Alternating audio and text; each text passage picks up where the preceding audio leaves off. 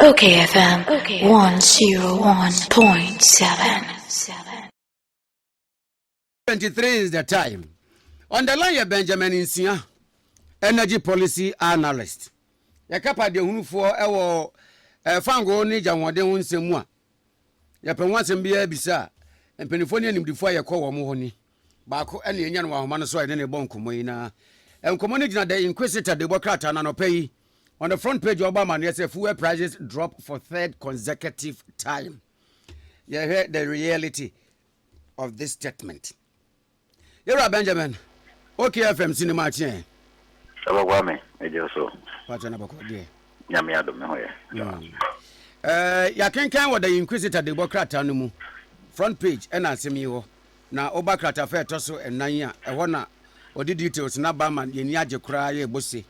But they did two they be say and you reflective and yet real say Madrid. And you be fuel prices drop for the third consecutive time. Aya no kresa. Of the and na yendi ni say den fuel price no be drop in this window. We say o he susu dia ye hwe na ye be ehye bo na na ese yeden sa na wotwe mu no na we say bafom.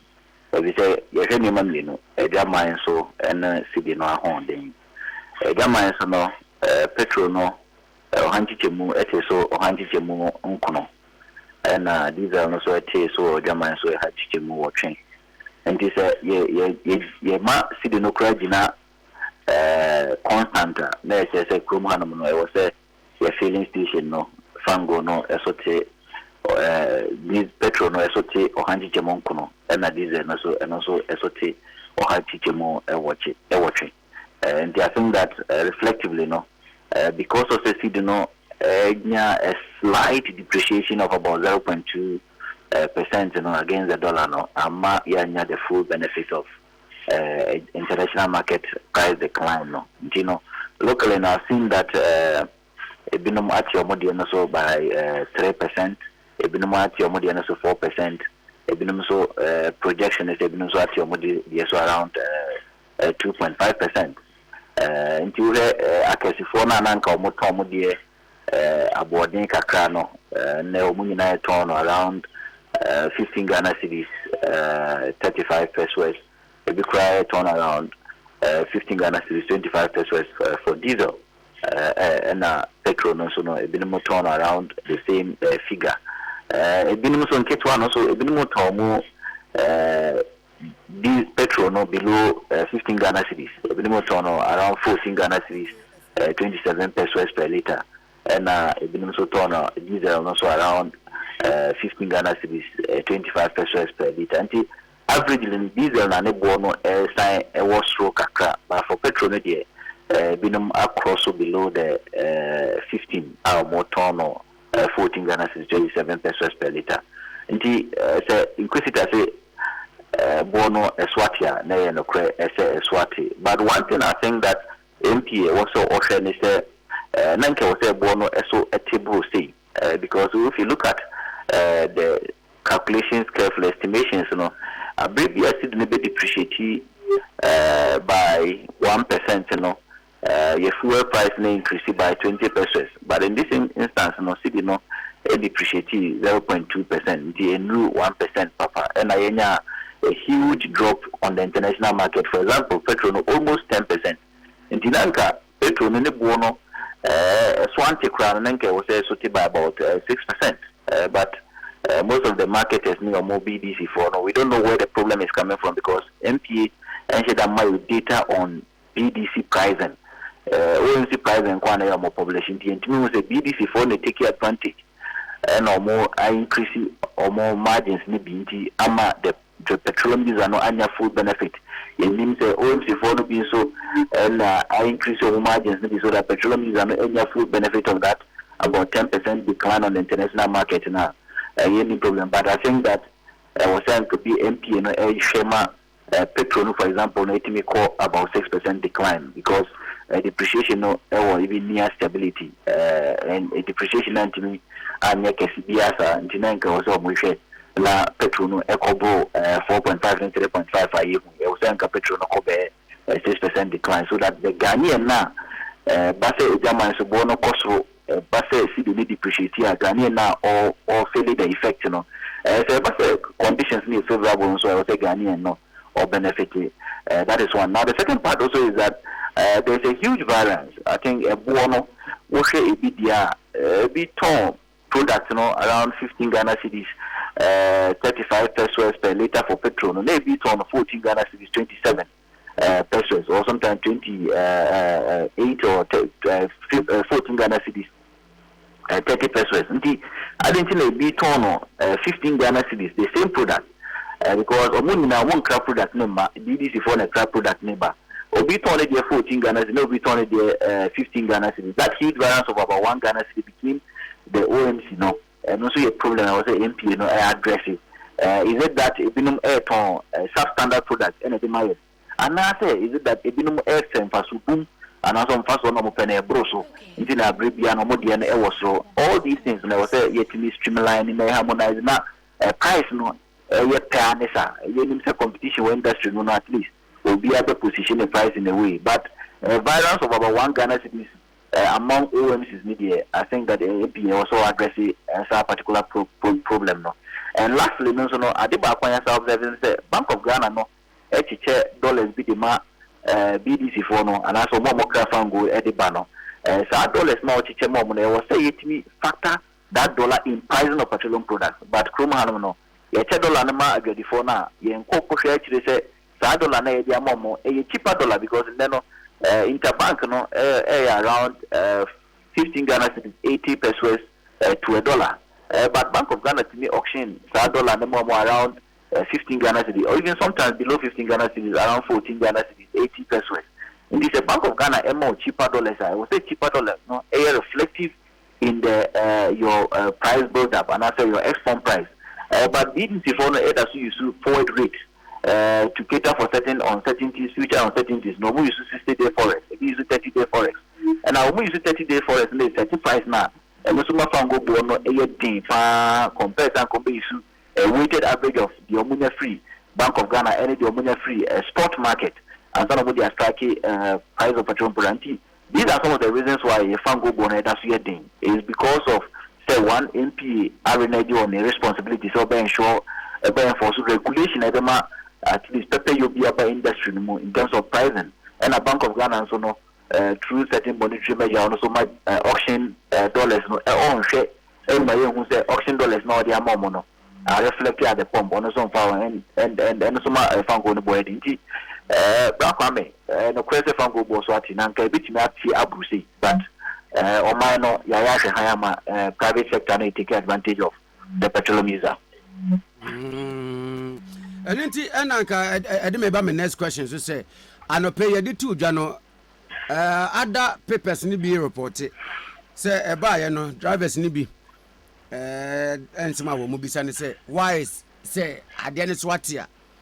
Driver be any so tofu be 100 cities I will engage in baby da or head dashboard no so. But 200 cedis baby can in da what is yat fango boss still or try one da what we need to do a bit to me I'm an say the question is can we we can do it if you say you govern the industry I didn't say now one establish MP no so some of the sections extra same bit to me enforce regulation or sector and some of the sections also say MP plan was all bought petroleum users are not buying you know you bit to me is there sometimes that buy no any you might phone be any sometimes officials and our technocrats no more some of these regulatory institutions you know because of say money private sector no yeah juma ache or industry you know and another familiarity some of this enforcement is very difficult. But a bit me preamble now kase obi say okoto fango nemum the author no answer. It also bit me and so I said piana that station chrono and our stations chrono we are not be a more temper with a more pump or more adjusted pumps no so adjusted pumps no so basa na obeto no dodo ne mu kakra bi ne beba begu o tank ne mu and se sahwe nti eno so no wo se uhu bibisa na yo susu akuru bi I have investigate but ko transport sector na mo friend 10 liter can obetima request say 10 liter can nemra na unsu susu na o measure na o say fuel na ogu ama no ne pepe mu na ogu ama 10 liter no ewo a margin of error of +5 -5 in this -5 no ye bu fuel gum na antumi andru -5 na na e kire say sa filling station ko no adjust pump na o sisi ntina bo classify and say you okoto sa na wunya ntina sisi bi e wo obetumi report no ama MPA or mo complaint desk and I said sa filling station ko no say wo parent bigger OMC and our report from OMC ko no say sa ni station we no bia or di boni bi ho ama mo atumi address. I think after that on be compensate too. So your problem need be do na so here some of the dealers no are most stations no so or temper with the nozzles or more pumps no or more adjust it so that on be take advantage of the user because when you say they are users do na akra no or to fuel na on he obebu ya buma me na menko mitimi obekwansi emerese ne say ye bu ye bu kra na on he ene bisu o kra na o to liters no kra na on o he ni sika o de to na on he liters do a ekum. Because of that no fuel attendants no ne almost supervisors no managers no so bia on say sana Ghana for BTNT or ma adjust nozzles na pumps na adjustment no affect the petroleum user. This all who be sana just report to MPA or OMC no report to mo sa particular station no the omune omobe are correctly as a compensate to petroleum user na ACC one. It all has to do with regulation and enforcement of regulation. I think that we share your market no cry at your center na here some stars be from November at the basic your fuel price na you tia okroma ne board because one so we share value chain na and as in the supply chain na we share more total margin whether supply premium and also marketers premium sometimes they borrow 4 Ghana cedis. There are certain calculations where sometimes OMC is sleepy, oil marketing companies sleepy margin no about 3 Ghana cedis per liter. We cannot sustain an industry where Ghanaians are suffering and OMC is taking 3 Ghana cedis per liter. 3 Ghana cedis offer 3 Ghana cedis not 60 million liters, which means in a month no about 180 million Ghana cedis as margin. It is very, very huge in that particular sector where your calculation be and it's all because MPA no said you engine adwuma ye and ama OMCs be take advantage. It's very, very bad. If you look at the data carefully, a BG 3 Ghana cedis, a big quite me 4 Ghana cedis. And 4 Ghana cedis per liter no more generators a month so 60 million liters calculate 60 million by 4. That is huge in this particular sector where Ghanaians are complaining say fuel bono IED. And MP also or money who so and also money so now say OMC is no take advantage of Ghana for. You Benjamin, they heard your work that means and yes be a ni emra wo why bet me e dia regulate nyama bobo so titru ni price variations your world system no mu a come here say fuel station bia ne eboa wo de fango no eje any other ones are working Bank of Ghana DA dollar ya what do auction dollars no now you be said the enforcement mo amoye nim defo ewo sa sector yi mu a ya ntante mo nka te said the obere abonse so ekuo bi a wo mutia galamse ano aye den ewo man mu coalition against illegal mining no maba ene ye kase de be ye betwa adwende simra na ewo no so se empenifo hwe no mo mfa yin adwuma as an energy policy analyst woni wunuanom and when are we going to see say musuma ka bomu a mu pushing empenifo se de be ya yeso ebedi mochi na wo my enforcement but I think that I feel we the name in here panyini kojopoku nsafoa you release paper back fa ho the media no answer dan ka ho asem ti ye bi e de boa say betimi as similar sector no but no kwese e wo say nyina so ye kan ho bom organizations like COPEC, organizations like IES, ASEP, we say nyina etimi kan ho bom na yema ministry no any the MP no ehu nearby ecoso industry so that you be correct once and for all what future ya fa na ye be afa ho in the coming days. Yeah, the massive going forward where they away from the fuel price no. Now you're still and crofobin to a more say yeah what my oil refinery. I would say ni din kura ni din no honam ne adwuma se oil refinery. Na yentu oil ewa ha no na tema oil refinery eye adwuma. Cause e koto crude ni ba ye de ko na ya sone so. Na nyamya ya adoma crude ya ye koto fira manone ye tubi wa ha. Ye sha se ye tudie tema oil refinery enye adwuma. And Crawford said they can't think far. As an energy policy analyst, yanya se me den. Me that say. As me raise no. I think last 2 weeks me now forbidding common am say Dr. KK Sapon adwuma o tema refinery Brana president Kufo Ewoso 2004 mo kono mo refining 11 million barrels. One of the highest in recent times or refining. And surprisingly, national economic dialogue. Yeah, energy sector no the leading conversation no. One more time our refinery, many the NTS I refuse it was not factored in the national economic dialogue. I think that honomono or mufeli kakra. No the new MD also here about $25 million to revamp the place. We in Kenya Sebu compared to Omai Sikayeti. If actually a percent tomorrow refinery $25 million in Niskabia, we can get it from the open market, free private sector participation in terms of equity sharing, even free a whole government sponsored fund. So all the best support Juma. And you know, you prioritize it, you bet me amana Juma. And amana Juma, so then we have to integrate your upstream no to the downstream. And by integration, number them is your fuel ye tunu kruma ye share na ye carry them participatory interest na GMPC edge in our name no no ye was it me fe na ye de ma tama oil refinery man refine my but so no so bet my refine na was so boost to efficiency because efficiency is very critical in petroleum refinery the one you very efficient obo be ye din obi ambeto and I say ebema price no ayedin obi ambeto nso a eno so eye oka nti.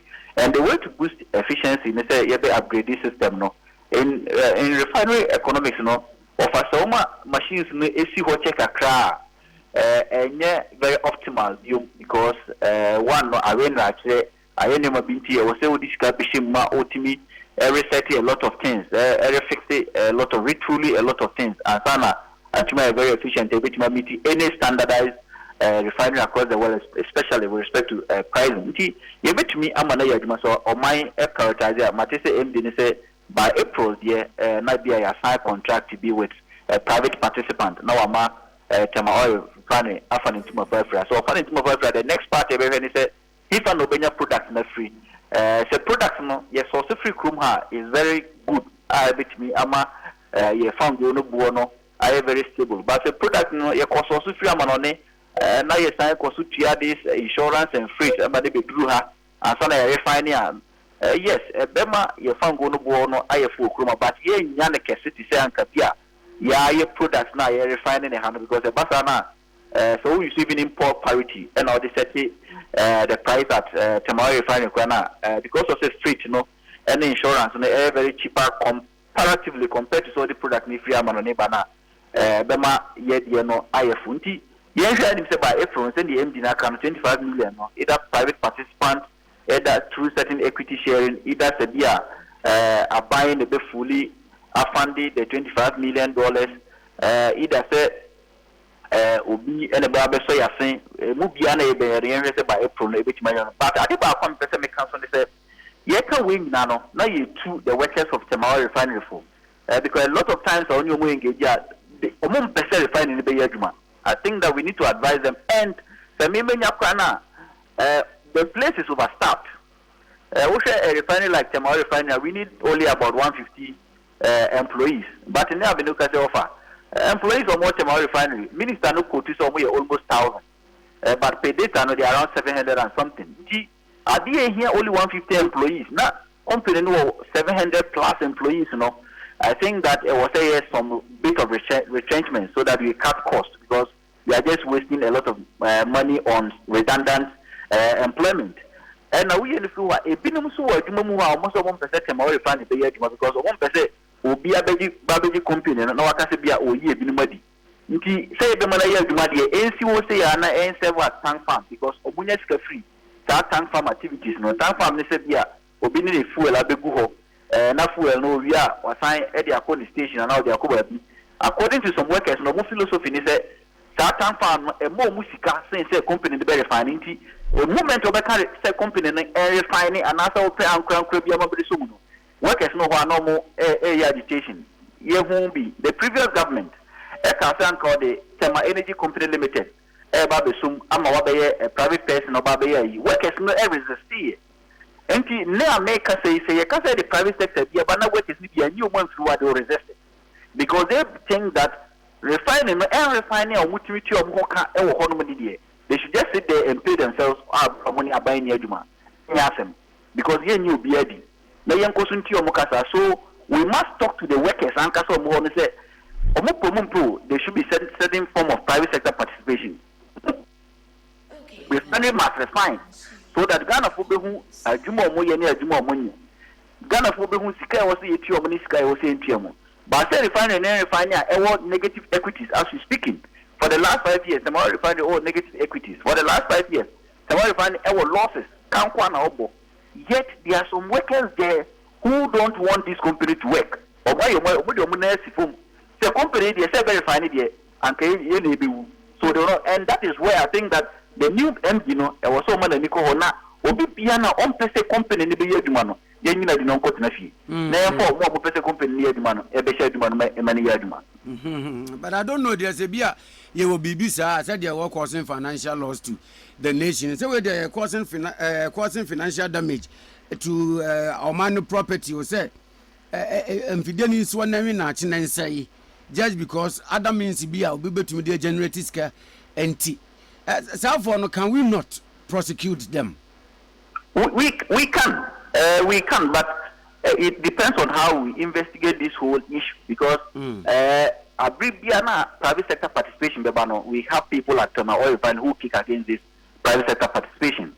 The minister, no, I think, no, the minister, no more, omode ankran krebi ko apama omo hese ankran kreba besum and to be able to private sector employees ya pesa baka oh yenti afie na enye papa because they want to stay in this particular status quo and enjoy the benefit of certain oil refinery nyajuma nti omo almost selfish interest against the national interest, and that is why I may make us say new MD also ordinary nice form now or say obi bia na oye against the injecting of certain liquidity through either private participation or any form no you be in a flow already no crano offer or doors on the door the Tema Refinery needs only 150 employees nti obi bia oye 200 plus econo e wo say ni nyina ne ye certain appraisal na e say o ye nidiwa ye ma ko tena fie na ye use 150 no e no kwa be cut out certain cost atima boost to revenue e betimi